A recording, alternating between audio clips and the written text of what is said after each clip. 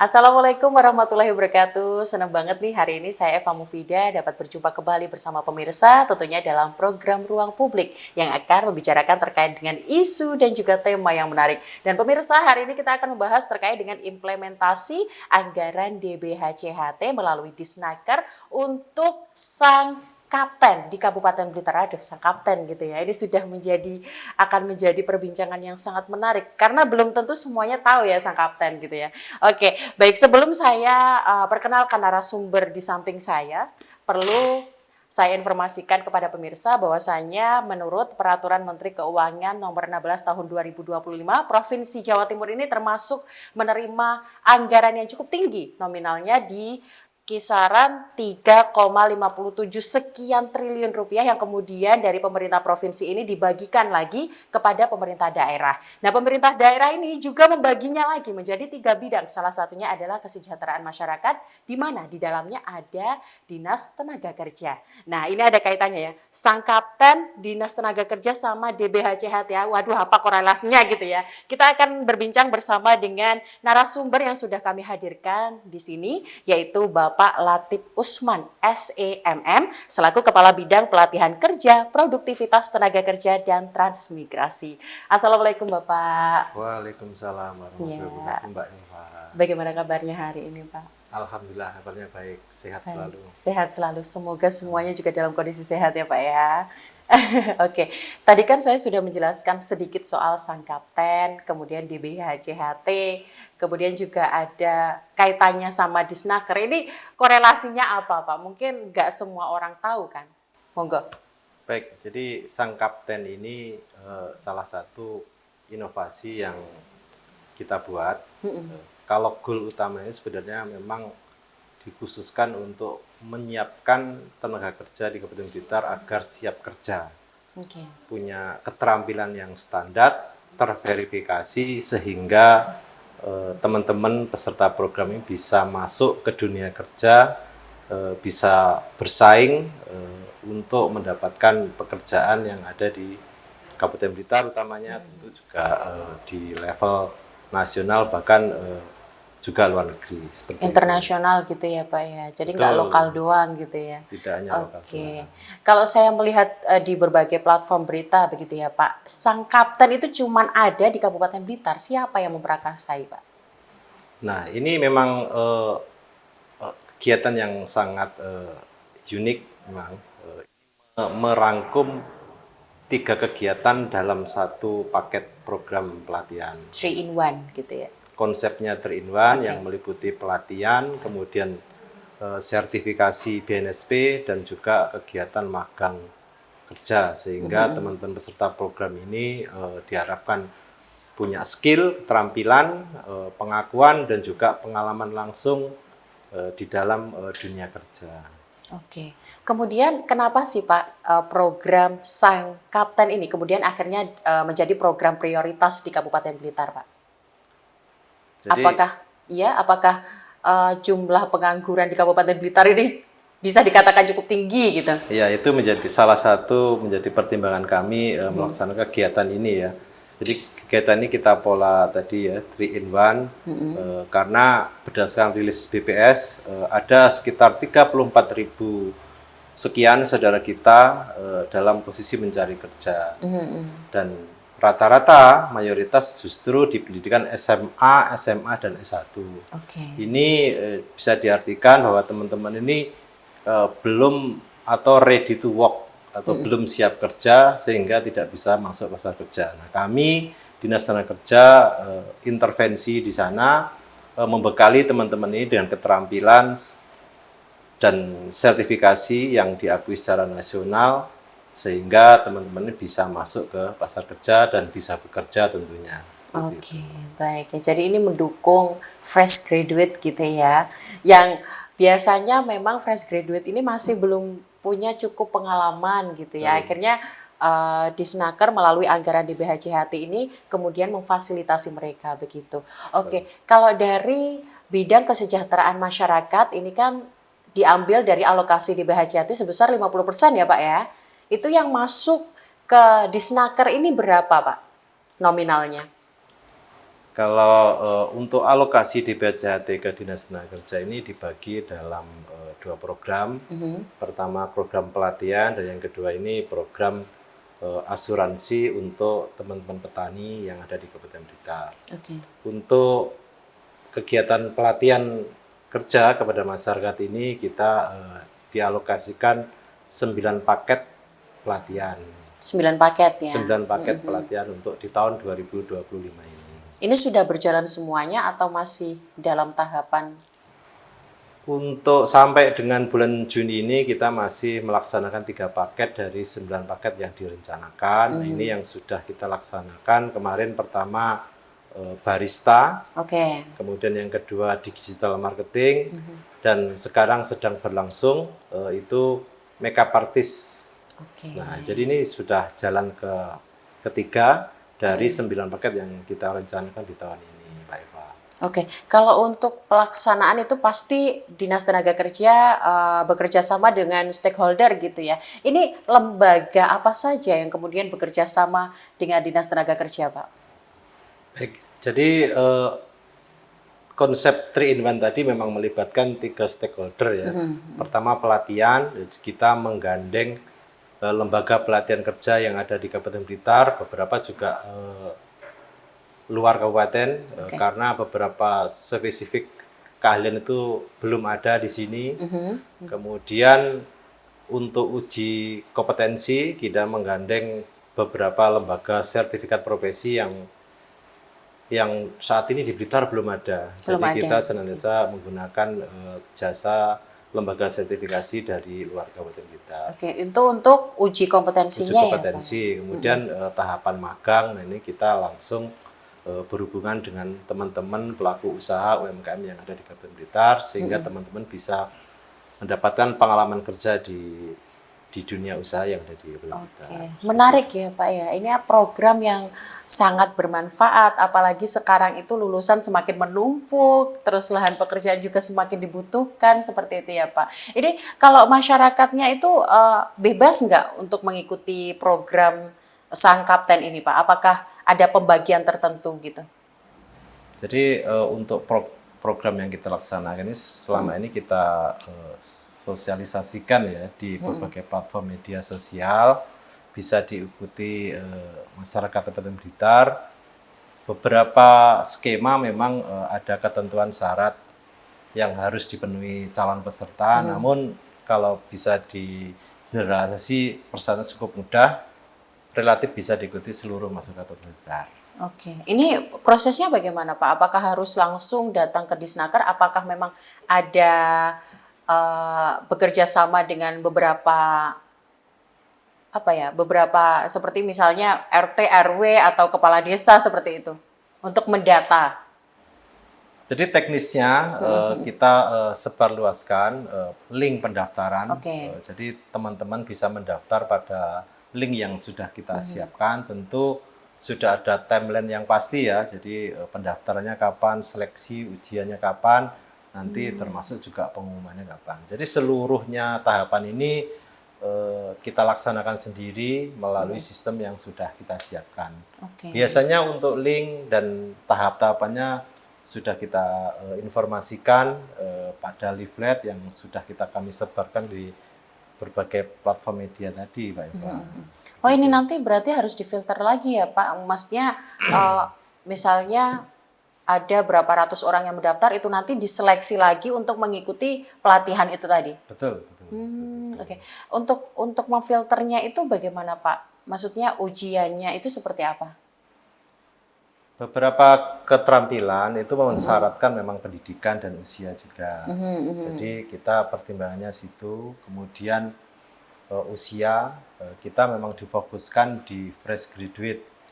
Program yang kita buat ini dikhususkan untuk fresh graduate. Ada program lain memang dikhususkan untuk kepala rumah tangga atau perempuan kepala keluarga, itu juga ada, namun program lain. Namun kalau yang Sang Kapten ini memang kita khususkan untuk fresh graduate, diutamakan lulusan SLTA maupun S1. Saya penasaran Pak, kenapa harus Sang Kapten gitu namanya? Kan unik ya, Sang Kapten gitu. Apakah ada kepanjangannya ataukah memang ya itu namanya juga program Sang Kapten gitu? Ini sebenarnya sih asal aja. Asal ya. Asal aja. Namun sebenarnya ini akronim juga, akronim dari sertifikasi Angkatan Kerja Kompeten. Jadi ini pembedanya dengan kegiatan pelatihan yang ada di perangkat OPD lain di sana. Jadi kita fokuskan di sertifikasi kompetensi. Oke, jadi ada kepanjangannya, nggak asal ngomong, oh Sang Kapten gitu. Ada kepanjangan. Ada kepanjangannya. Oke, kalau melihat itu tadi kan yang berjalan sudah ada 3 bidang dari 9 bidang. Itu apakah ada ketentuan jumlah pesertanya Pak di setiap bidang? Tentu untuk setiap rombel kita buka 20 20 peserta, oke. program. Beberapa ada juga yang kemarin misalnya digital marketing karena peminatnya banyak kita tambahkan bisa menjadi 25 orang. Oke. Kalau idealnya rombel per kelas itu 20 gitu. 20 ya. Ini pernah nggak Pak, misalnya satu bidang begitu ya, itu yang daftar sangat membludak terus banyak sampai seratusan, itu pernah nggak Pak? Maksudnya total yang mendaftar itu? Pernah, kemarin kan kita sudah buka sebenarnya, Oke. sudah buka untuk 4 paket skema. Mulai barista, digital, MUA, dan yang keempat nanti kan teknisi peralatan listrik rumah tangga. Oke. Jadi kemarin misalnya untuk digital marketing pendaftaran itu mencapai 383. 383, tapi nanti akhirnya akan difilter menjadi Hanya 25 25. yang bisa lolos seperti itu. Oke, itu nanti ada kesempatan lagi nggak sih Pak? Misalnya mereka waktu mendaftar ini dia tidak lolos, kemudian nanti di tahun depan dia akan bergabung lagi, kira-kira masih ada kesempatan nggak Pak? Bisa. Jadi Oh, masih nanti bisa? bulan Juli kita buka lagi pendaftaran untuk batch selanjutnya. Teman-teman yang kemarin belum lolos di tahap 1 nanti bisa ikut lagi mendaftar di tahap 2. Tentu bisa dengan program kegiatan yang sama maupun dengan jurusan skema pelatihan yang lain. Bisa, masih bisa. Ini kan masih dengan anggaran DBHCHT ya Pak ya. Ini untuk yang mengikuti kan biasanya harus menyertakan keluarga petani tembakau atau keluarga yang mungkin memproduksi produk hasil tembakau seperti itu. Apakah ada skemanya Pak? Ini persis dengan skema penerimaan siswa baru. Jadi ada beberapa jalur, mulai afirmasi, itu ada. Memang itu juga bagian dari tahapan seleksi tadi ya. Jadi untuk putra-putri keluarga petani memang kita prioritaskan untuk bisa ikut dalam program ini. Namun untuk persentasenya kita bagi di prioritas yang 50% di putra-putri keluarga petani Kabupaten Blitar, yang 5% nanti kita buka untuk umum ya. Oke, baik. Menarik sekali. Saya masih penasaran nih bagaimana sih antusiasme masyarakat terhadap program Sang Kapten ya. Oke, setelah ini kita ngobrol lagi, namun jangan kemana-mana, tetap di Ruang Publik.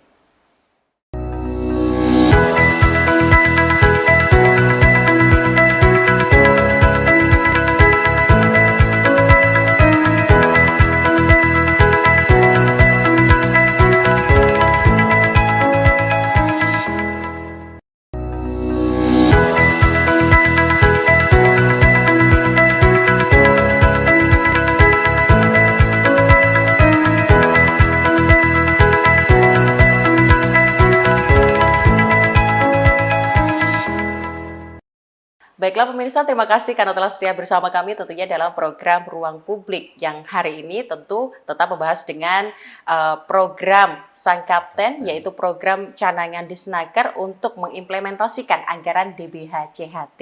Nah tadi kita sudah menyimak ya bahwasanya ternyata memang masyarakat ini 50% dari keluarga petani, kemudian 50% ini masyarakat ya, masyarakat secara umum. Antusiasme masyarakat dalam mengikuti program Sang Kapten ini bagaimana sih di Kabupaten Blitar? Saya kira cukup positif ya. Ini beberapa program itu sangat diminati. Kita lihat dari total pendaftar yang masuk. Nah tentu kita harapannya nanti di gelombang 2 juga seperti itu. Teman-teman anak muda ini berminat untuk ikut pada kegiatan pelatihan, sertifikasi, dan magang yang akan kita laksanakan nanti. Oke, tadi kan Bapak dikatakan ada 9 bidang ya Pak ya. Tadi disebutkan ada barista, kemudian makeup artist ya. Ya. Terus yang satunya tadi apa Pak? Backup artist, terus Teknisi peralatan listrik rumah tangga. ya itu yang tiga ini sudah diputuskan atau belum Pak? Maksudnya bidangnya apa begitu? Yang ke depan maksudnya. Yang ke depan. Ini sedang proses pembahasan, beberapa sudah kita kerucutkan, beberapa jenis pelatihan yang akan kita laksanakan di batch yang nanti kedua. Misalkan nanti untuk laki-laki itu ada operator alat pertanian, Alsintan, dan kemudian teknisi audio, sound. Teknisi Kemudian audio untuk sound, perempuan ini nanti kita ada pengolahan unggas, kemudian nanti di seputar F&B lah, kuliner nanti yang satunya. Gitu. Sound itu kan ya mungkin ya? masyarakat saya termasuk. Sound itu maksudnya apakah mendukung pelaksanaan yang akhir-akhir menjadi topik panas ya Pak ya. Ada pro dan kontra, ada yang suka, ada yang nggak suka gitu. Terkait dengan sound horeg. Apakah ada kaitannya seperti itu, Pak? Teknisi audio ini kalau yang kita ajukan atau kita rencana sebenarnya netral ya. Jadi untuk penggunanya sendiri bisa diaplikasikan ke berbagai macam platform, misalkan hiburan, mungkin juga acara-acara yang formal, informal juga bisa diaplikasikan.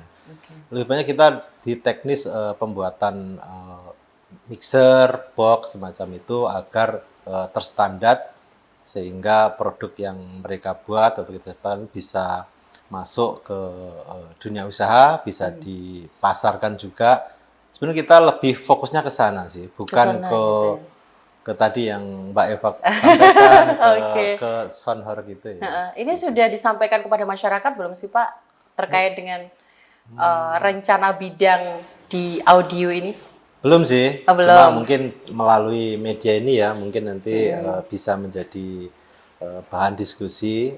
Jadi nanti kita juga ada program itu, lebih banyaknya juga mendukung komunitas-komunitas audio ini agar juga berkembang tentunya, terjamin juga kualitasnya. Tentu melalui program pelatihan yang akan kita laksanakan ke depannya itu. Jadi ini masyarakat nggak salah paham gitu ya, kalau misalnya ini tidak ada kaitannya dengan kegiatan yang pro kontra itu tadi di Kabupaten Blitar. Oke, baik. Ini dari ketika anggaran ini diturunkan kepada Dinas Tenaga Kerja hingga bulan Juni ini. Ini menurut Bapak berapa persen nih program Sang Kapten ini dikatakan sukses berjalan? Kalau untuk tahun 2020 ini belum kita laksanakan evaluasi ya, mungkin nanti di triwulan 3 baru kita akan melaksanakan tahapan evaluasi. Sebenarnya kalau baik lulusan yang pertama barista digital ini belum dikatakan sepenuhnya lulus sebenarnya, karena proses penerbitan sertifikat sendiri itu juga memerlukan lama. Waktu juga sebenarnya. Ini masih tahapan pendampingan teman-teman. Masih di tahapan itu, nanti kita harapkan nanti triwulan 3 atau Juli Agustus nanti sudah kita mulai laksanakan monitoring terhadap alumni untuk mengukur sejauh mana efektivitas dari program yang kita laksanakan kepada peserta. Oke. Program Sang Kapten ini sudah mulai berapa tahun sih Pak? Apakah sejak awal anggaran DBH-JHT kemudian diturunkan ke Dinas Tenaga Kerja, apakah beberapa tahun terakhir Pak? Kegiatan Sang Kapten ini baru. Jadi kalau bicara implementasi baru tahun ini kita laksanakan. Sebelumnya masih tahapan inisiasi dan uji coba. Namun untuk sepenuhnya kita laksanakan di tahun ini dan juga beberapa penyempurnaan di teknis kegiatan yang kita laksanakan. Utama tadi ya ada kegiatan magang usaha, termasuk pendampingan usaha pasca pelatihan ini juga mulai kita adakan di tahap yang sekarang ini. Untuk tahapan semuanya mulai dari apa ya, setelah lulus filterisasi tadi ya dari 100 kemudian dikelompokkan menjadi 20 hingga 25 orang. Ini nanti mereka harus melaksanakan pelatihan berapa lama Pak? Hingga dikatakan bisa siap magang, dikatakan lulus seperti itu. Rata-rata untuk T-paket kita sekitar 15 hari. Oke. Namun kemudian setelah itu ada tahapan pendampingan 1 bulan. Namun yang full menuntut kehadiran peserta itu selama 15 hari. Itu meliputi kegiatan pelatihan, sertifikasi, kemudian magang. Selanjutnya proses pendampingan itu kita laksanakan online dengan menggunakan media komunikasi yang sudah kita siapkan. Oke, untuk menilai wah program ini sukses nih, itu ada nggak indikator dari Disnaker, Pak? Tentu saja, jadi harapan kami sebenarnya teman-teman ini bisa kerja ataupun bisa berwirausaha. Ada laporannya ya, Pak ya? Maksudnya, oh setelah lulus ini sudah keterima di sini, sudah melaksanakan wirausaha sendiri begitu. Ada, jadi kita masih ada media komunikasi, grup WA misalnya, untuk memantau perkembangan teman-teman, misalkan juga ada kendala atau perlu dukungan ketika mau masuk bimbingan karir, kita bantu agar teman-teman ini bisa masuk ke pasar kerja maupun juga bisa ke sektor wirausaha. Oke. Dari banyaknya kegiatan pasti peralatan juga butuh banyak, kemudian prosesnya, administrasinya. Itu kalau anggaran yang kemudian anggaran DBH-CHT yang kemudian diterjunkan untuk Disnaker ini menurut Bapak cukup atau kurang nih yang tahun ini? Kalau dikatakan cukup sih cukup sebenarnya. Cukup ya. Oke. Karena kita juga memperhitungkan waktu pelaksanaan juga. 9 paket itu ya lumayan membutuhkan waktu juga. Karena tadi kata sampaikan per paket itu kalau bicara durasi juga hampir sampai 1 bulan untuk seluruh tahapan pelatihan. Jadi untuk pelatihan aja sudah memerlukan waktu sekitar 9 bulan. Waduh, 9 bulan.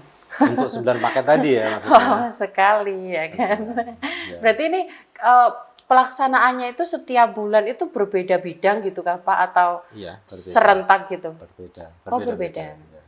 Kalau ini dimulai bulan apa Pak? Bulan Januari? Belum, kita mulai April kemarin baru kita April. mulai. Setelah hari raya itu kita mulai. Oke, itu bidang apa Pak? Ya tadi yang kami sampaikan barista. Oh, barista dulu ya, ini yang bulan April itu ya. Mei kemarin digital marketing, sekarang makeup artist yang sekarang berlangsung. Ada nggak Pak mungkin dari Disnaker ini melihat program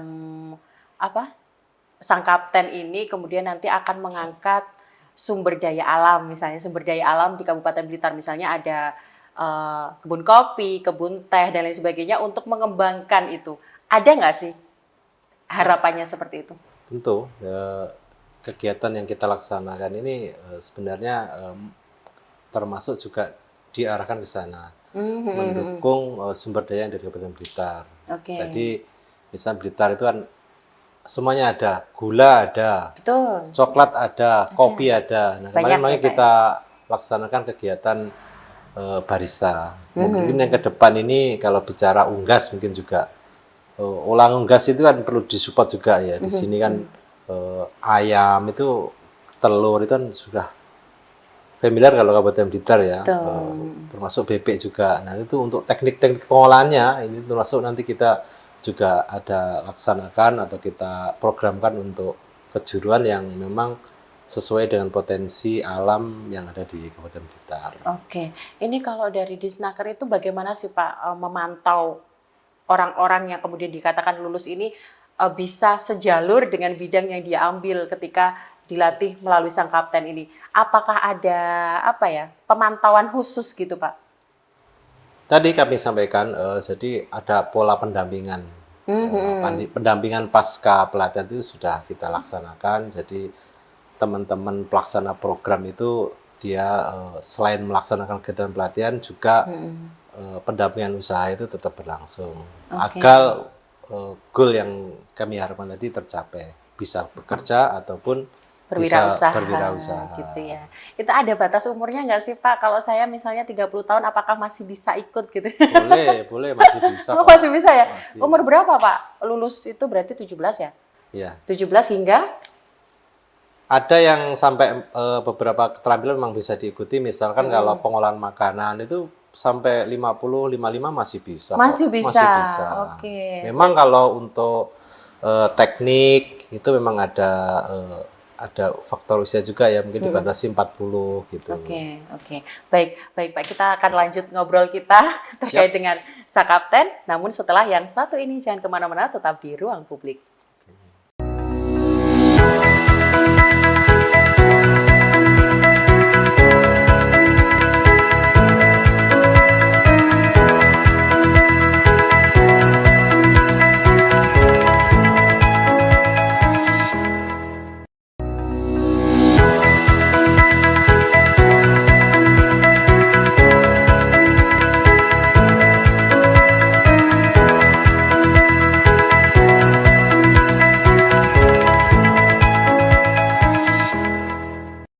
Ya baiklah pemirsa, terima kasih karena telah setia bersama kami tentunya dalam program Ruang Publik yang masih membahas soal implementasi anggaran di BHJHT dalam pelaksanaan program Sang Kapten yang dilaksanakan oleh Disnaker Kabupaten Blitar. Wah, luar biasa ya, tadi kita ngobrol banyak soal itu bersama dengan Bapak Latif Usman, SEMM.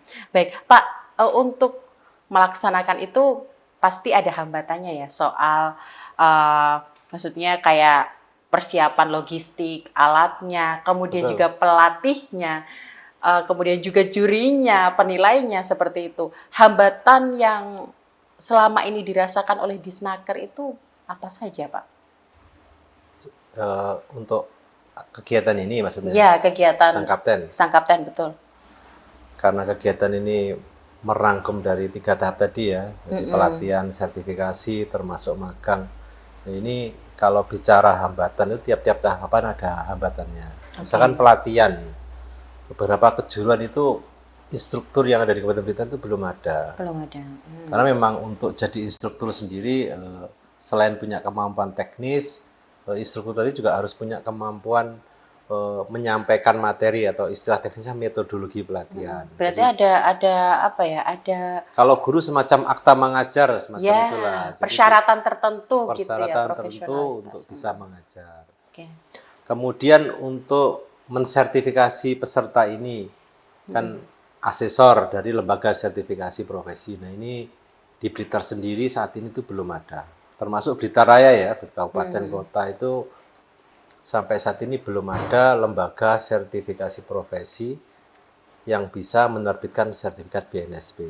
Oke. Jadi selama ini 3 tahun ini kita senantiasa menggunakan lembaga-lembaga sertifikasi profesi baik yang ada di Jogja, Surabaya, termasuk Bekasi kita bisa gunakan. Karena itu tadi di Blitar belum ada.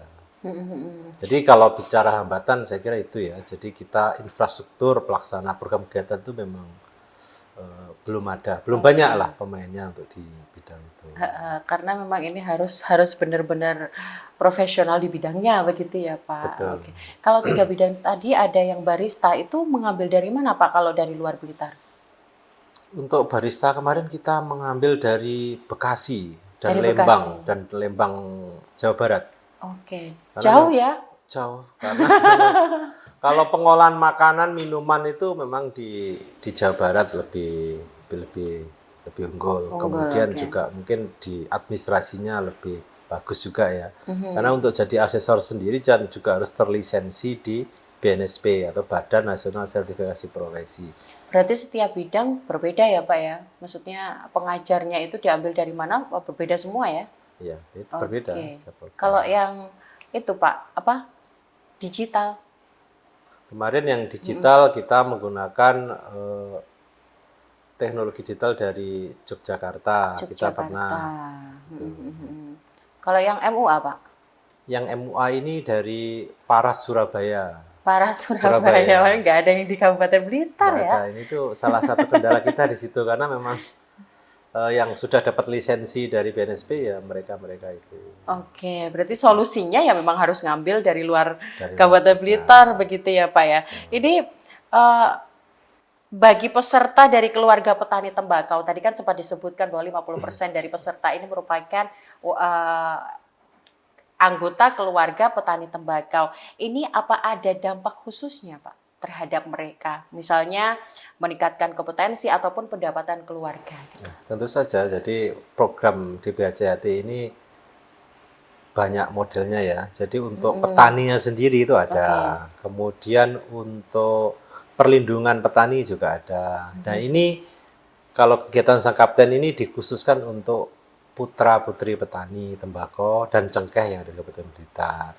Harapannya tadi teman-teman punya skill keterampilan lain sehingga tidak harus bekerja di sektor tembakau atau juga sebagai antisipasi andai kata nanti sektor tembakau yang tidak menjanjikan, teman-teman punya keterampilan lain sehingga bisa bekerja di sektor lain seperti itu. Kalau dari maksudnya peserta dari keluarga anggota keluarga petani tembakau ini berarti tidak perlu melaksanakan filterisasi itu tadi ya Pak ya? Apa harus juga? Harus juga, tetap harus masuk melalui link pendaftaran. Tentu nanti kami pertimbangkan ketentuan-ketentuan juga karena beberapa skema juga mensyaratkan dokumen administrasi tertentu yang harus dipenuhi seperti itu. Tetap, jadi kita menggunakan satu sistem penerimaan.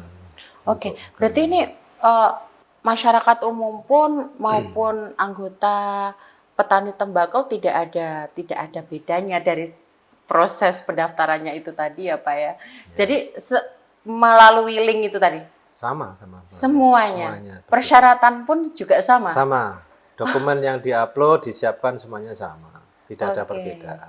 Oke, baik. Berarti kalau misalnya 20 orang dalam satu kelas berarti 10 orang anggota keluarga petani tembakau, 10 orangnya umum gitu ya Pak ya. Idealnya gitu, namun di pelaksanaan biasanya sedikit untuk peserta dari tembakau itu. Karena bicara tembakau, kemarin kita sudah diskusi dengan teman-teman kelompok tani tembakau, pelakunya juga sedikit. Jadi beberapa paket program itu kadang hanya 3-4 orang aja yang dari keluarga petani tembakau di Kabupaten Blitar. Wilayah mana sih Pak yang maksudnya banyak petani tembakau di sana yang kemudian harus yang bisa ikut program ini rata-rata? Kalau peta area lahan tembakau ini kan kalau kita wilayahkan kan ini Garum ke timur, sampai Selorojo itu termasuk area tanam tembakau. Kebanyakan dari sana begitu dari ya sektor peserta. timur. Lantas bagaimana Pak peran pemerintah lokal, kemudian juga masyarakat dan swasta dalam menjaga kesinambungan pelaksanaan program Sang Kapten ini agar tidak berhenti setelah anggaran ini selesai? Sejauh ini sih sangat mendukung ya, sangat mensupport. Bahkan kalau bicara anggaran ini setiap tahunnya kita senantiasa ditambahi alokasi untuk kegiatan pelatihan yang ada di Dinas Tenaga Kerja ini. Sangat mendukung. Kemudian di dunia pelatihan sendiri, teman-teman lembaga pelatihan sekarang juga mulai aktif untuk mengurus dokumen legalitas, kemudian dokumen administrasinya sehingga bisa bergabung, berperan dalam melaksanakan program ini. Luar biasa sih dukungannya. Luar biasa ya Pak ya. Ini jadi kalau ini tahun anggaran ini 1 tahun sekali ya Pak ya, 1 tahun sekali ketika di BHCHT itu dialokasikan kepada pemerintah daerah begitu ya Pak ya. Oke, ini bagaimana sih kok akhirnya untuk tahun anggaran sekarang itu kan katanya ditambah, itu apakah Disnaker yang melaporkan ataukah memang ada data tertentu begitu Pak, yang maksudnya yang mempengaruhi itu? Kami juga sendiri kurang tahu ya. Beberapa memang implementasi dari peraturan.